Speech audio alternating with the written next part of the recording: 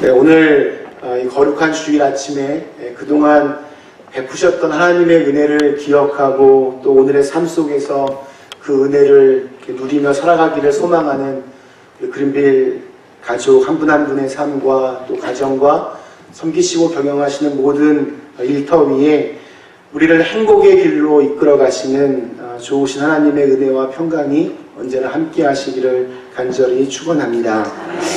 행복하게 살고 싶다라는 그런 주제로 성경에 나오는 그 행복과 관련된 이야기들을 저희가 나누고 있습니다.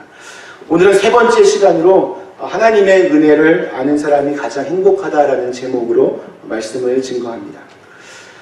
어느 한 거지가 있었습니다.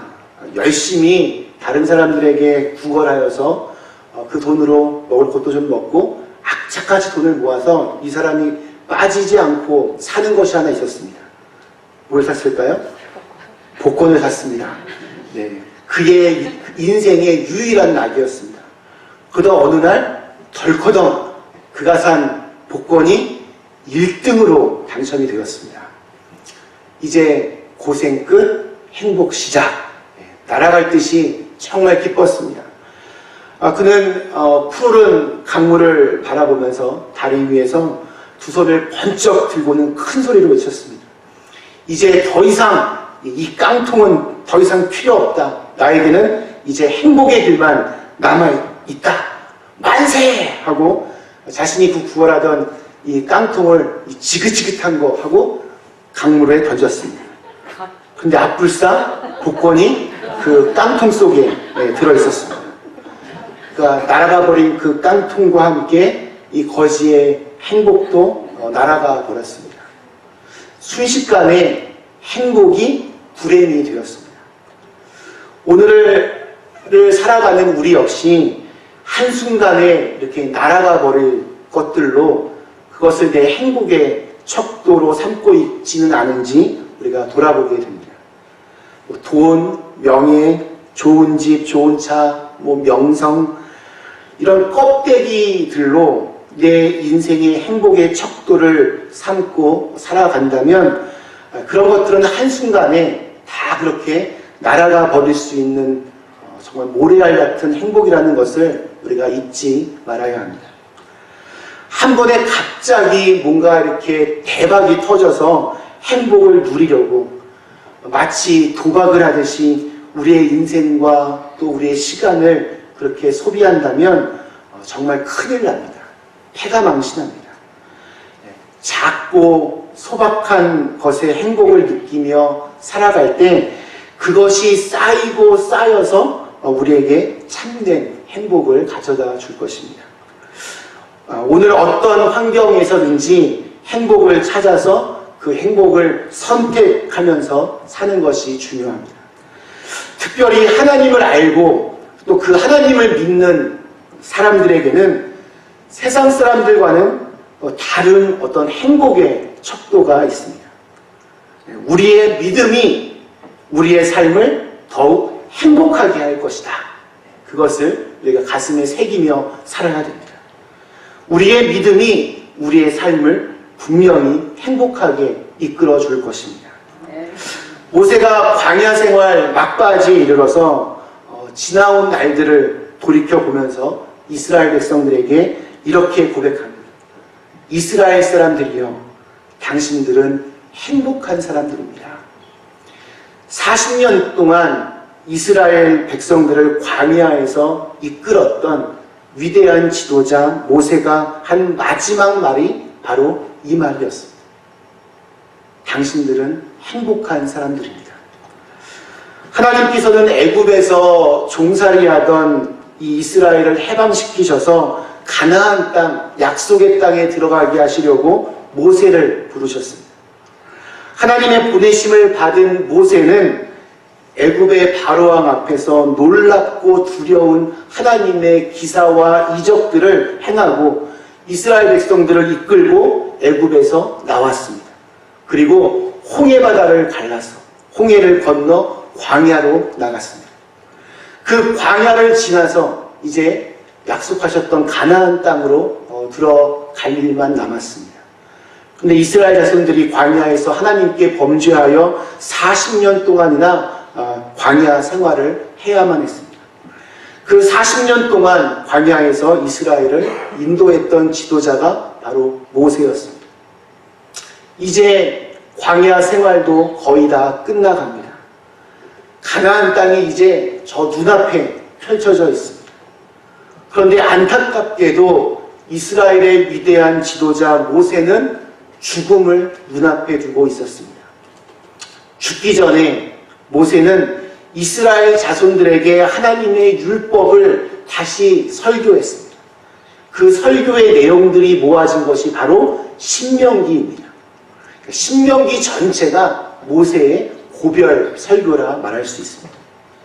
그리고 신명기 33장은 모세의 고별 설교 중에서도 이스라엘 자손들을 지파별로 축복하는 내용이 실려 있습니다.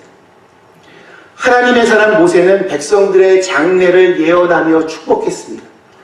모든 할 말들을 다 마치고 죽음을 맞이하기 직전에 마지막으로 한 말은 백성들을 향한 축복의 선언이었습니다. 신명기 33장 1절 말씀이 이렇게 시작합니다. 하나님의 사람 모세가 죽기 전에 이스라엘 자손을 위하여 축복함이 이러하니라. 그리고 이어지는 긴 그 축복의 선포를 모세는 29절에서 이렇게 끝맺고 있습니다. 이스라엘이여 너는 행복한 사람이로다. 여호와의 구원을 너같이 얻은 백성이 누구냐? 그는 너를 돕는 방패시요 내 영광의 칼이시로다. 내 대적이 내게 복종하리니 내가 그들의 높은 곳을 밟으리로다. 사람이 죽을 때 할 수 있는 가장 귀하고 또 영광스러운 일은 이렇게 남을 축복하는 일일 것 같습니다. 인생의 마지막 마침표가 이렇게 누군가를 축복하는 것으로 끝난다면 그의 인생이 얼마나 고귀하게 마무리가 되겠습니까? 우리도 언젠가 하나님이 부르실 때에 나는 아직은 아닌 것 같습니다. 좀 나중에요 이러지 말고 자녀들과 가족들에게 담대하게 믿음 생활 잘 하도록 당부하고 또 그들을 위하여 축복하고 그들을 위하여 마지막 힘을 다하여 기도할 수 있는 사람이 되게 해주십시오. 지금부터 이렇게 기도하며 준비하실 수 있기를 축원합니다. 근데 오늘 읽은 말씀 조금 더 깊이 좀 묵상해 보면 모세가 이렇게 그의 백성들을 향하여 축복의 선언을 할 수 있었던 이유는 그들이 정말 그래서 사랑받을 만한 일들을 해서 그런 것이 아닙니다. 그들이 사랑스러워서가 아닙니다. 자랑스럽고 믿음직해서도 아닙니다. 그동안 그들이 보여주었던 말과 행동들이 너무 감사해서도 아닙니다. 이스라엘 백성들 그런 사람들이 아니었습니다. 그들은 시간만 나면 하나님을 의심하고 하나님을 원망했습니다. 심지어 모세를 정말 죽이려고까지 그들은 했습니다. 오죽하면 모세의 온유함이 지면의 모든 사람들보다 더했다라고 성경은 이렇게 평가하고 있습니다. 그러니까 모세의 이 속은 겉으로는 정말 잘 참고 온유한 것처럼 보였지만 모세의 속은 언제나 이 이스라엘 백성들 때문에 새까맣게 다 들어갔습니다. 그걸 다 모세가 견딘 겁니다. 그리고 마지막까지 참으면서 그들에게 축복을 선언합니다. 모세가 그들을 축복하는 이유는 단 한 가지입니다. 하나님이 그들과 관련되어 있다는 사실 때문입니다.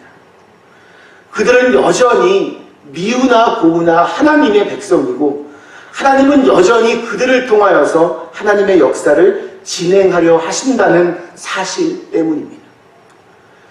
목이 뻣뻣한 백성의 그 잘난 모습도 모세 자신의 그 온유한 성품도 그가 백성들을 이렇게 축복하는 근거가 아닙니다.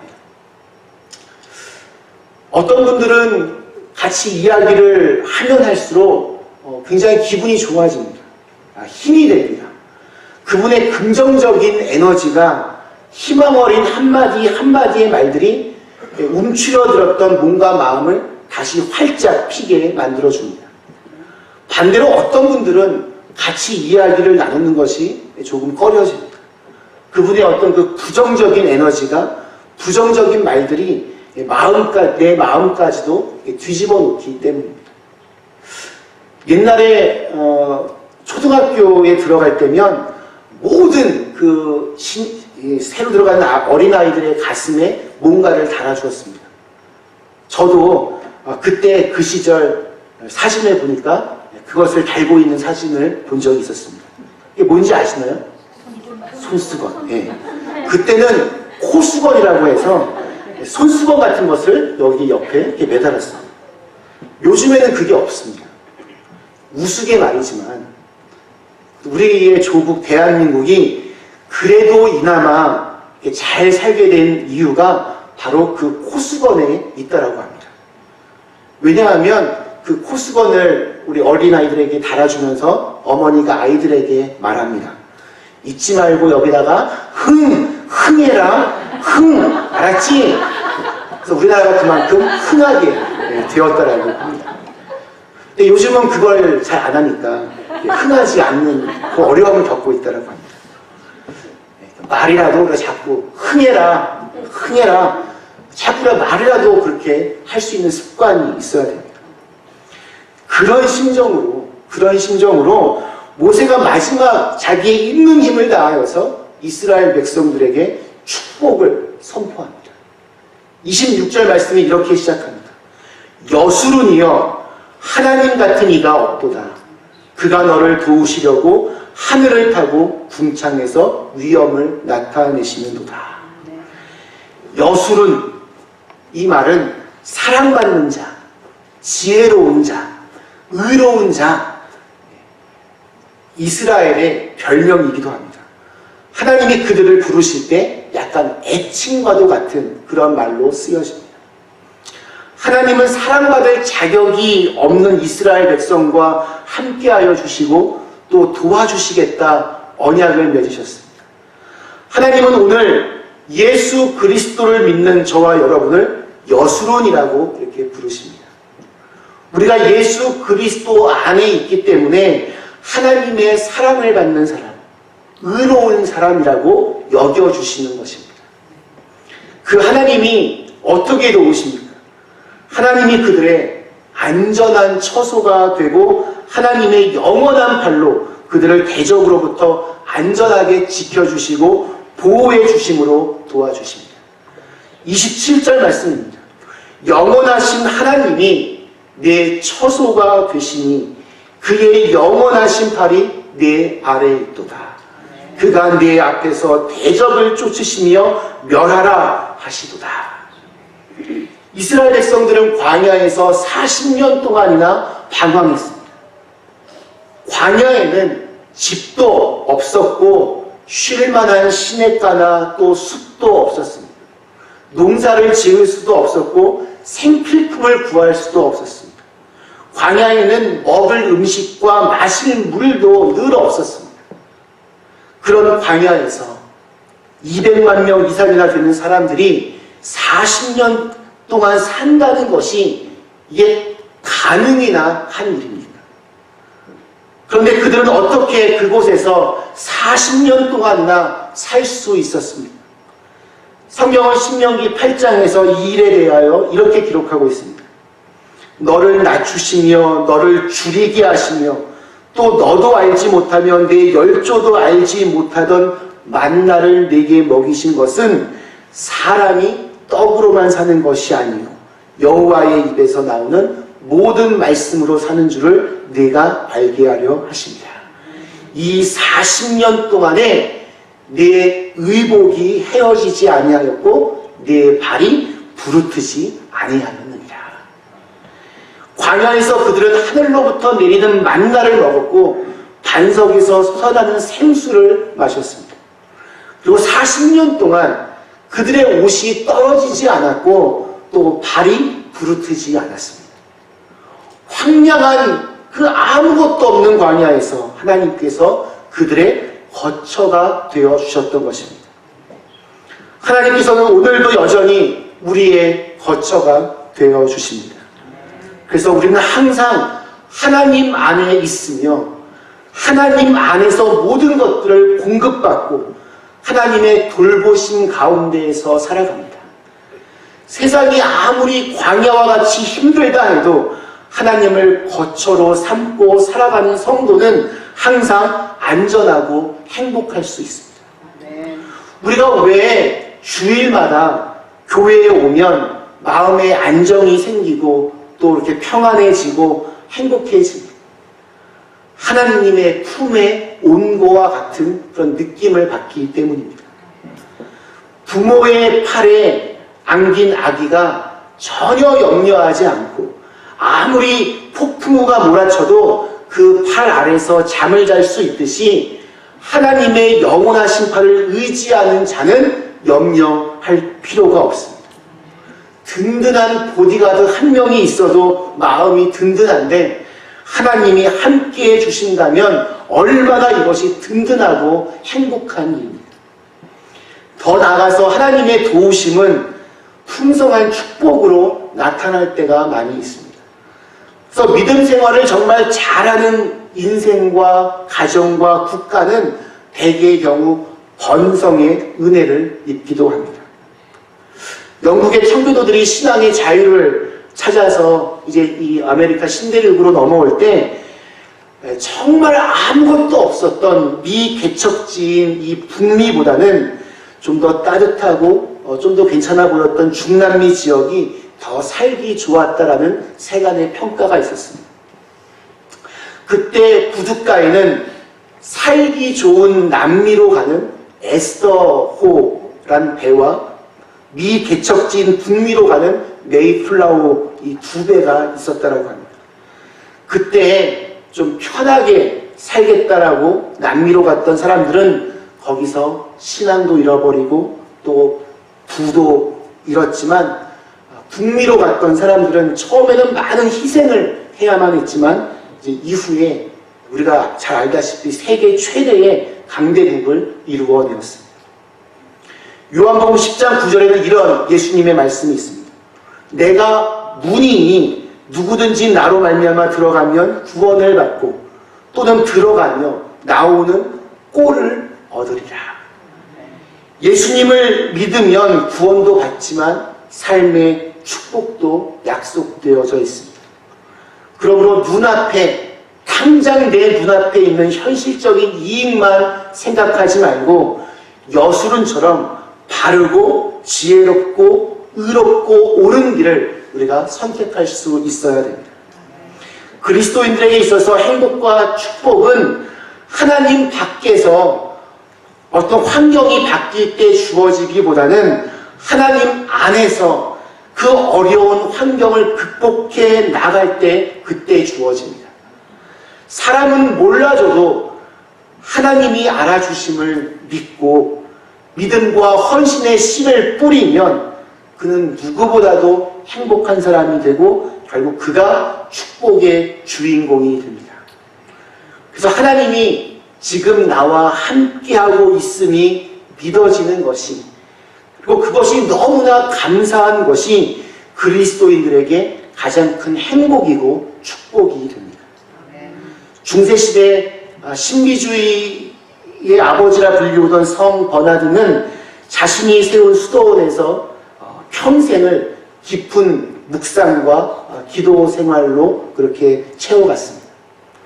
그는 62살의 나이로 세상을 떠나기 바로 며칠 전에 찬송시를 썼습니다. 그의 몸은 비록 쇠약해져서 죽을 상황에 처해 있었지만 그의 마음에는 기쁨이 정말 충만했습니다.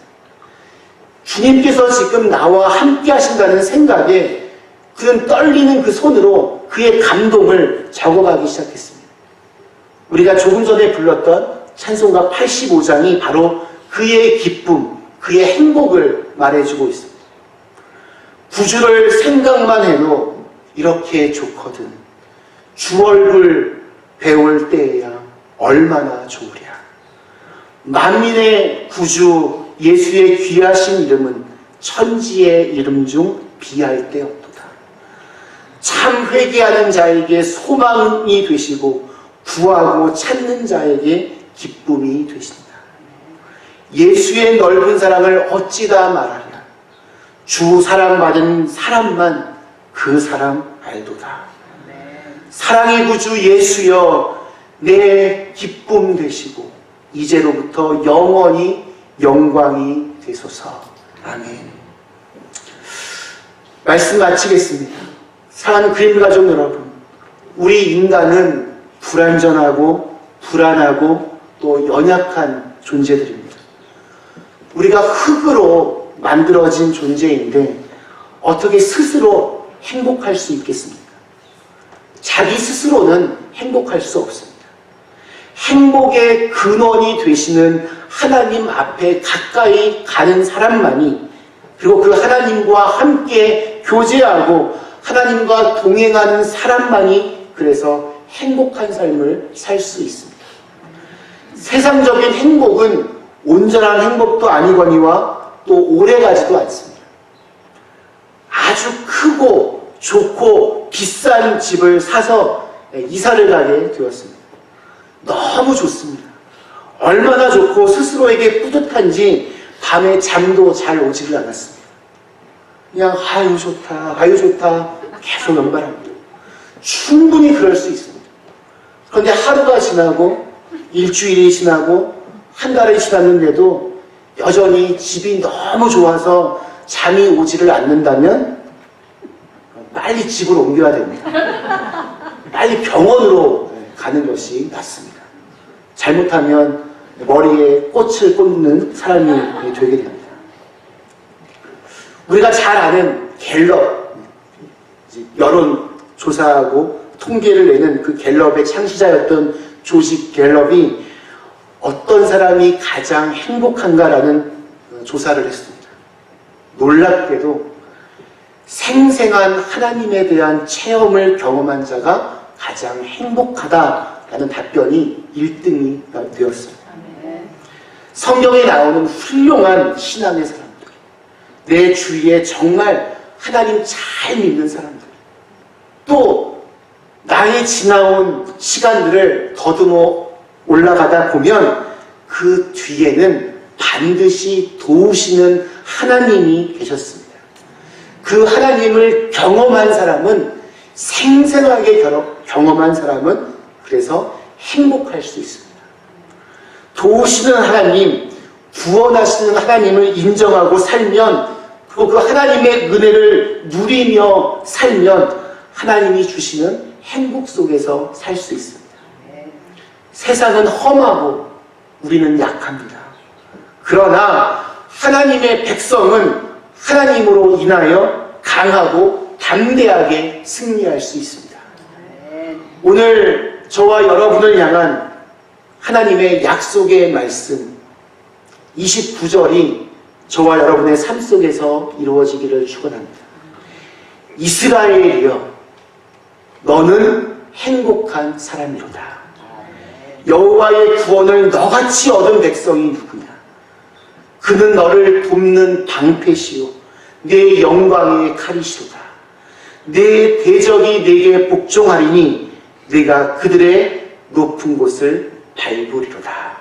아멘. 주신 말씀을 생각하며 잠시 같이 기도하겠습니다.